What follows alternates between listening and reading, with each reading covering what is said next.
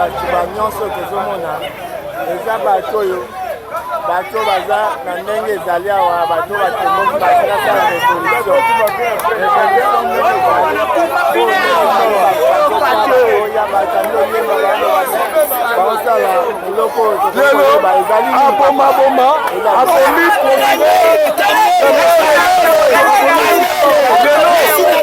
lelo na kati ya ndako na ye lelo nde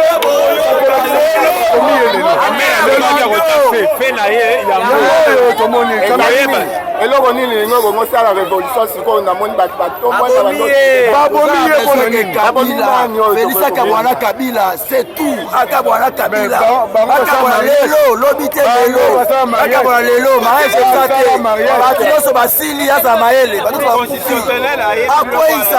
akwesa parlement ekweya toka mwana kamere likola mama na yo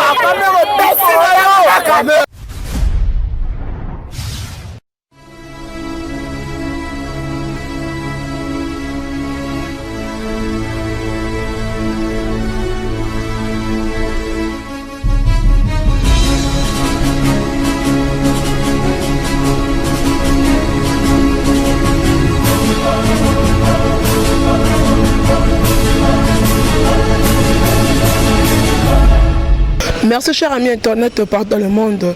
Badons balinga biso na chaîne biso kitoko kanene sabino bo s'abonner massivement. Merci beaucoup à toi mon Dieu des armées nzambe wa batela kanga na famille na ngali bota nga mobima donc ba merci na yo po pesinga souffle de vie na la muki misusu na bopito ba kufi misusu baza grave misusu baza mais yo bateli ngo pesinga souffle de vie na tambo na zoloba merci na yo.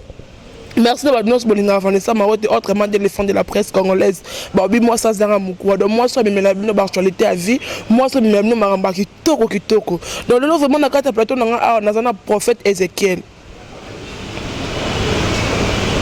to make un peu consolo là et lo koni na yeli so po ya pa maté donc ya so yé na plateau no saka yeli yo mama kitoko il y a mosali na nzambe donc basali na nzambe nyonso basalinga mona bango baata ba jupe mais il y a ta pantalon donc to meka mpe ko solo là pour na bokolo ba gauche à droite ta nga ndimela ye ba na nga ndima pa mate boye na ndima pa mate mais nga siko na ndimela ye donc to meka mpe ko solo là et ko ça la bien je m'excuse et ko ça la bien bonjour. Oui bonjour maman journaliste ma sœur Vanessa l'éléphant de la presse congolaise nzamba pambola yo merci. Bonne santé. Oui, santé za kitoko na mawanzambe nzamba zo batela biso to soto vivre bezan nzambe. Donc nzamba batela biso vraiment ça va. Confirmer le London. Oui, confinement et le kinango bien malgré tout bakanga ina bango ba église mais Saint-Esprit bakanga ki était to bundaki kaka confinement penza izoleka eleki bien pour to biso ndetinga bena na présence nzambe pendant ba confinement wana. Merci. Oui, oui, nous sommes là pour l'église. Parce que l'église, l'église, les bâtiments. Or, l'église, les bâtiments, les édifices. Bâtiments, les toits, mais l'église, les bateaux. Bateau bateau ka libanza mais on va bien à l'église malgré tout bakangaki ba bâtiment mais bakangaki église te pour biso qui a tout contact na Saint-Esprit à tout contact au bon de la pona bandeko bazali na ba problème il y avait aussi la bandeko msusu au bazali pe atteinte à coronavirus libanda mboka bando benga biso to samila pona bazobika ndetinga la bonde la pona bandeko ba coronavirus ba bika plus de 10 personnes ba bika ba témoignage de l'état dans internet donc nzambe penza azo sala na ye donc confirmer zala qui mais Saint-Esprit n'était pas confiné donc c'est ça vraiment prophète yo ya na ba TV pas maté donc ce que yeste comme na biso message mo même na biso ce que toni toyeba na ba bonne na biso toni toyeba na minute ningo na plateau ya Vanessa Marote boy donc ça veut dire oyeli biso message na ezani ba bonne na biso bayeba. Oui, Nzambe a passé un message moko ezali très capital.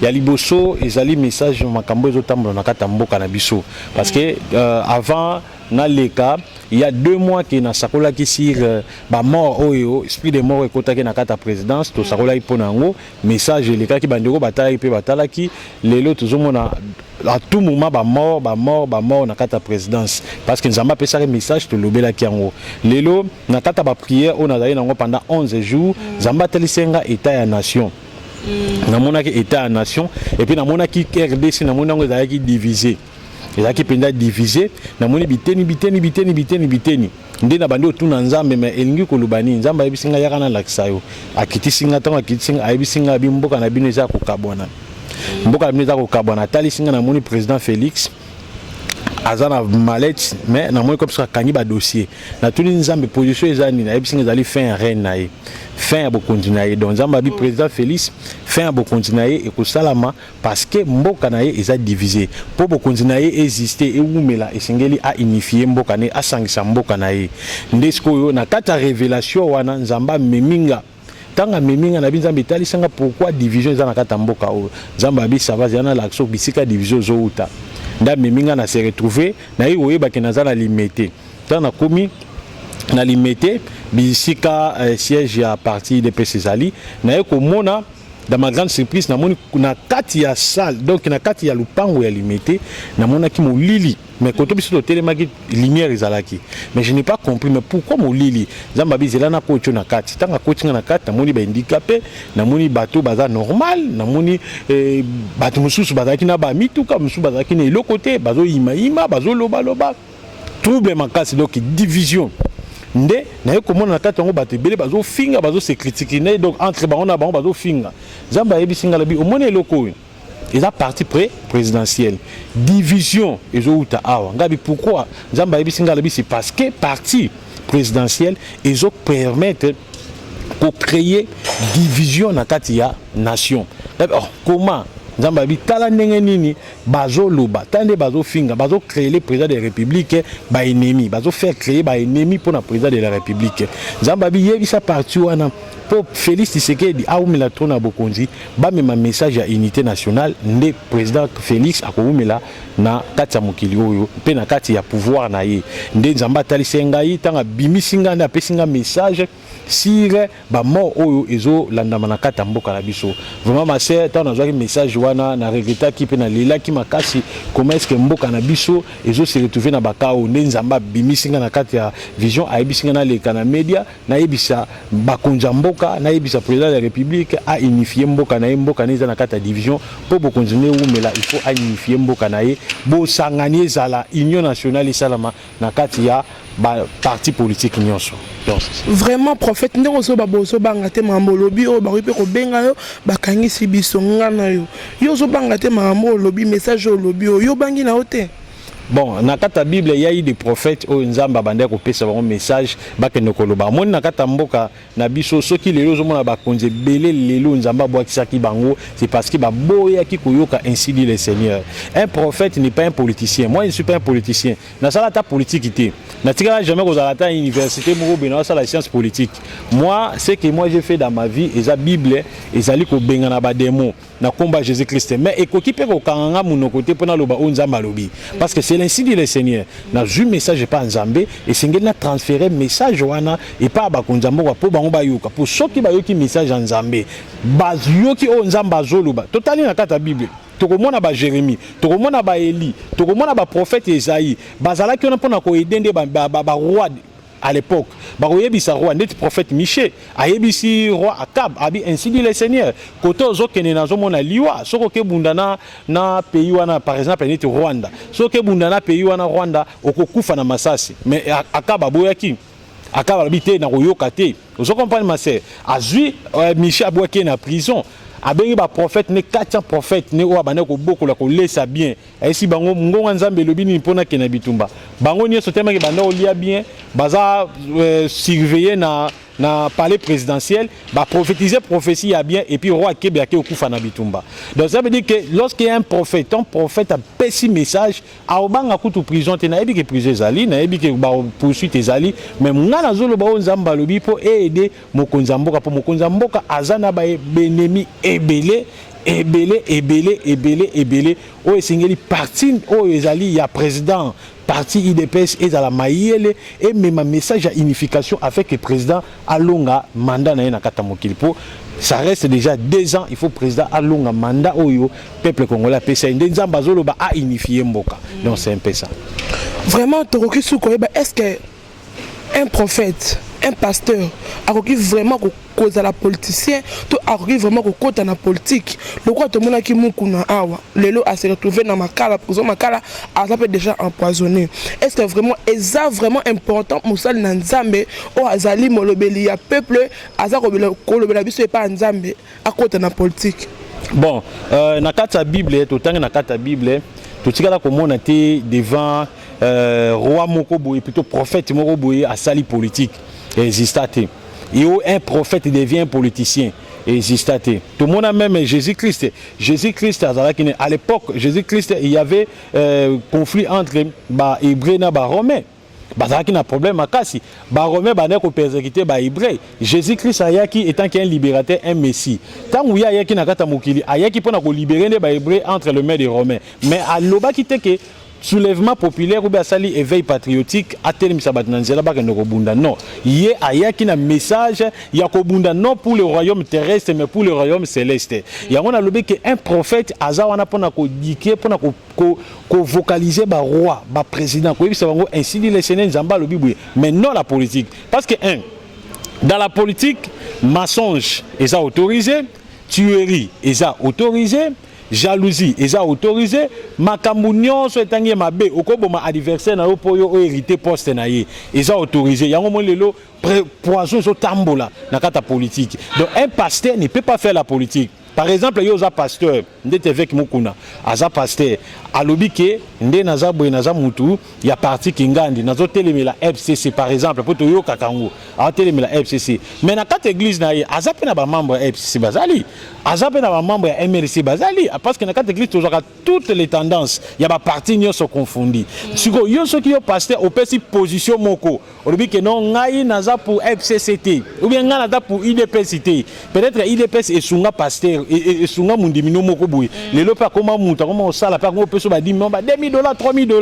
Mais lelo ba non na ni autorité morale ya IDPS. Yebisanga est-ce que mundimi wana za église a la contana au pasteur? Non.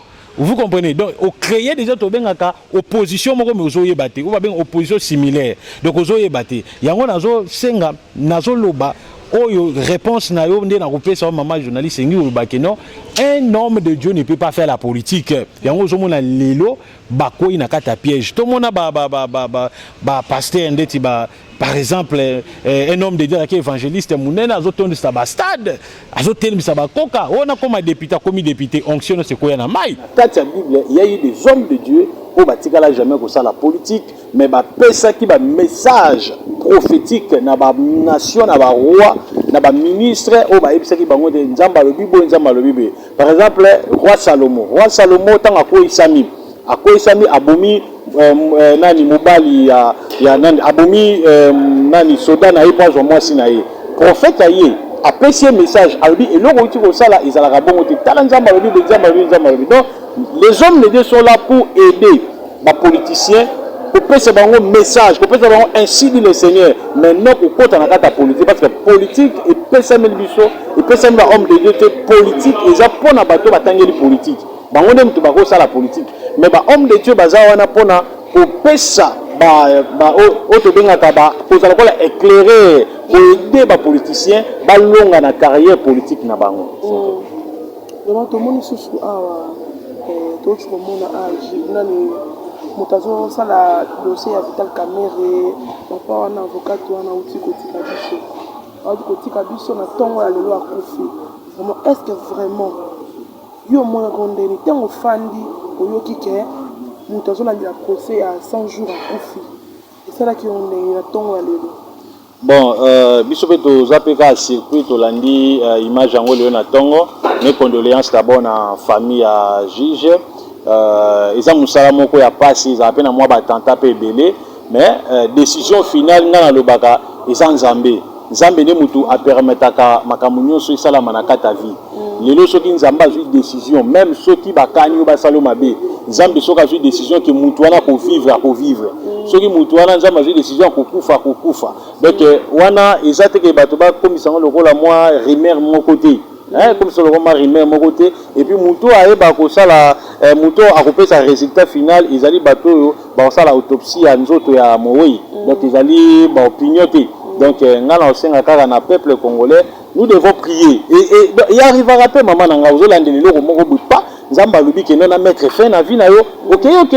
Vous comprenez? Ndeti Etienne Tshisekedi o azalaki un grand combattant, un grand opposant ozomona. Abandai ko lutter pour avoir pouvoir, yeba ke non ozala penda na kibokonzi. Mais Nzamba a décidé autrement. Nzamba lobi te na longole na mokili.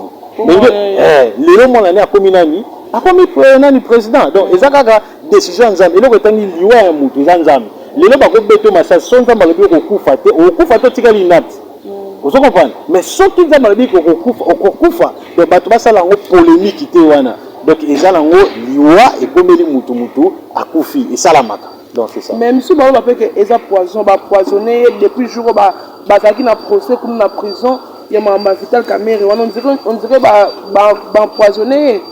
Bon, ngai pona ngai etake muto na monaka na musika makambo na koki ko pesa mbala moko réponse de kozwa babenga ngo ba nouvelle ramassée ou ya batu est-ce que bazana ba preuve que non ba résultat wuti na minganga que non il a été empoisonné. Non, vous comprenez? Donc pona ngai ezali ke liwa eyeli muto nyonso. Vous comprenez? Il y a le rôle déjà batu ba mona ki aza déjà président juge. Vous comprenez? Donc pona bango mokili mutu wana ko kufa te. La route éternellement, vous comprenez? Le long de mutu wana kufi boye. Ba lo baka ke non eza mutu ngani mutasali non. Donc pona nga ezali liwa ekomeli mutu nyonso. Dernier mot ezali bango moko bataminga ngo ba olandela o basala autopsie ya nzoto ne ba yiba so ezali pozo be pozo te. To olanda ba top kongo ko lo ba chaîne ebele ko lo ba si il y avait quoi na liwa na yeme nga o nga na yebi soki Nzambe na se décider na vie ya mutu te ata ba tele mutu pozo mutu na okufa te. Mais soki Nzamba lobi ki akokufa kaka ata to kandi. Bon liwe za nzela ya mutu nyonso. To mona pe ba étudiant pleine défense ba kufi. Vous comprenez? Pleine défense que kufi moi pe à défendre bien à décrocher pe diplôme mais à singi ngote azana certain. Et à salamaka, mususu na plein mariage kufi. Préparation au mariage lobi faut pas que bénir bango na butu wana kufi salamaka. Vous comprenez? Ba suba ba na nuit de noces mobala kufi moi ça kufi. Donc liwa eza décision Nzambe. Donc c'est un peu ça. Non mais peut to moni pe bino ba pasteur bokomi ko baby sila biso mondo. Pour ba mutakalisation mingi to so mona lelo ba pasteur. Ba pasteur ndeti ngala za victime ba pasteur ebele balinganga pe ya kombo ya mboko. Pasteur azolingo motoka pasteur oyo kaka le kana TV to mona ba miracle là. Pasteur nga déjà est arrivé là nga pasteur azo bananga na bimandire que na bukana ki na maladie donc là que ne ko témoigner ba témoignage moi lokuta na sala ngo parce que et ça dans le sens de mais ba pasteur le tout le monde ba pasteur bozo bimanda ba basi ya ba bandimina bien na église ba pasteur bozo wana kaka po bolinga ka basi ba pasteur bozo soki ser moko azoya na mbongo bien na église atana mutuka pasteur on vie pasteur pourquoi tout ça? Bon ngala loba ezani omoni Yesu déjà ayeba ko prédire ba événement ko sala manatan de la fin.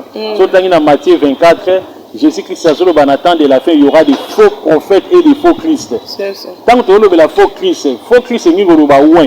Dans mon doigt, par l'ami. Christ, c'est une onction. Dans les logos, les halos. Mais tant que tu as ouin, cela veut dire qu'il y a de faux oins et de vrais oins. Vous comprenez? Donc, Bazali, homme de Dieu, Bazali, peut-être, Bazui, magie, quelque part, au moins, les a joué onction de bateau, travailler dans cabal juif. Bateau, il y a des pasteurs qui ont un cabal juif. Ce qui est ça peut-être ordre. Il y a des positions de matabima na femme mariée. Au moins, il y a une église na bimara bassi ba femme mariée. Mais il y a un combat Jésus-Christ. Ah bon. Parce que Bible le dit, faux prophète il y a un combat Jésus-Christ. Donc, nous on n'a pas salir Jésus.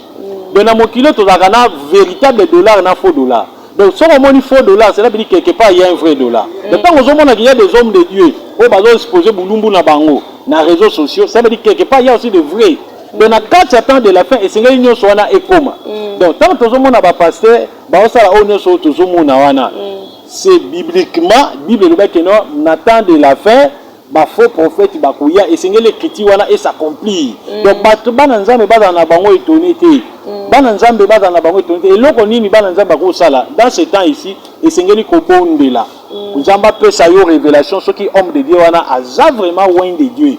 Vous somona et ça quand pasteur dans toutes les religions même bateau les autres moniques image moko ils sont déjà prêtres à Kimbangi c'est Mulumbu au moins on va devenir moi si marié donc et ça va certes nyoso même islam ezali on va bien maintenant et ça quand pasteur parce que pasteur n'est pas quoi victime vous mona bango ka ande pasteur non donc ngala on ça peuple de Dieu et le quoi ils à la libakuté ils à la libakuté nde tozala on dit mais Jésus Christ on dit mais la mututé so ko moni pasteur l'église doit koyi et ko pe ngusoki pour yo tango yo osali rencontre na Jésus-Christ pasteur azala de pasteur aza instrument ateyaki yo soki ya koyi na ye yo continue nzela na yo vous comprenez donc lelo nde tozomona ndeti lelo ozomona bulumbu ezobima tutu ngana yisa na bana nzambe eloko wana ekoyisa bino te ekilunga pe kondima na bino te bino ndenge ka bozwa engagement osala Jésus-Christ bo continuer ya kosala Jésus-Christ mais yebaka ma sœur Vanessa na yebi soki non c'est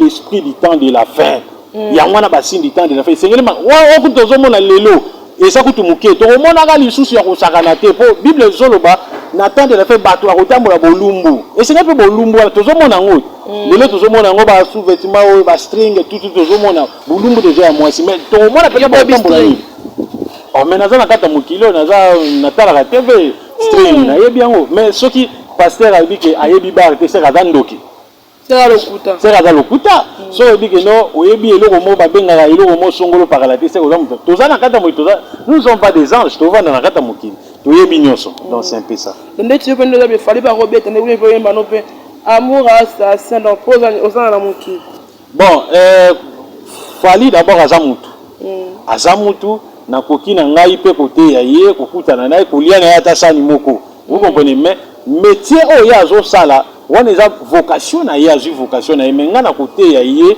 pour ayeba ko transformer métier wana na volonté parfaite de Dieu parce que azoyemba oui azoyemba mais azoyemba la nani c'est ça point d'interrogation mais azamutu na ko lia na ye na ko na ko vanda na ye non c'est ça donc vraiment ce que ton ito yeba susu est-ce que temps de la fin on peut biso to yeba ngo to ko remarquer on a ba nini au biso so de monde dans sinon to remarquer que sinon les abo et si na mabe et si na temps de la fin to ko yeba ngo ndenge nini ba boye na biso ba nini ba comprendre na moi ici quand dans les signes du temps de la fin et le kalibuso bo bible zoloba homosexualité ekozala makasi homosexualité okomona basi na basi baba na kolingana mibali ba na kolingana bible lobi yango bible lobi na temps de la fin okomona bato ba comme belé cela veut dire bato ba comme ebelé multiplication des gens lelo tozomona on a Matthieu 24 que zoloba makambo wana lelo tomona na bandroit ezaki inhabité lelo komi habité to monde be kota bato mikonga wana ezaki bazamba mais lelo tozomona bato koti le siso ke kota kapem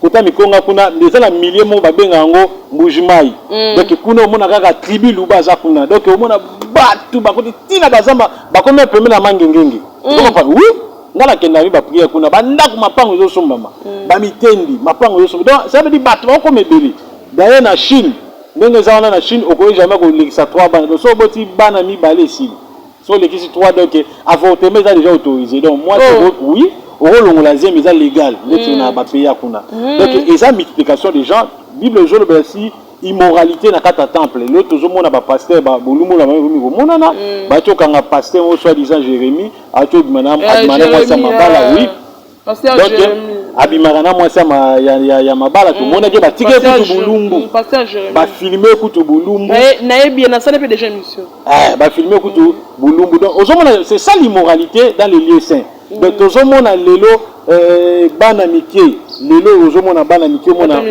ba bana autre pédophilie izo salama mwana mkiabi mana tata mukolo ozomona izo salama nango ba lesbiens donc tout eza ba signe du temps de la fin donc ils ont dit que Jésus-Christ a commis prêt pour aya kozwa église c'est un peu ça neti siko mutu oyo asa lokola neti ngabo nasa femme mutu mo asa pédé mutu mo asa lesbien est-ce que c'est permis ngako ikotambola na ye bon d'abord kotambola na ye kozala na ye eza d'abord eloko moko bon problème eza kokota nde na kata misala nete okoki kosola na ye bokozala pe bandeko bokozala ta famille bokozala pe bacamarade mais kicamaderie yango ezala mwana balimite parce que moto aza déjà lesbien donc aza déjà possédé po moto aza lesbien aza mwasi non mais azolinga balingani basi donc ye mpo na ye mobali akovanda na ye te Donc, il a déjà possédé. C'est un démon le plus terrible et le plus têtu.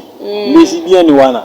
OPD, baza ba démon moko. Donc, bango kune baza wana pour nakata Bible.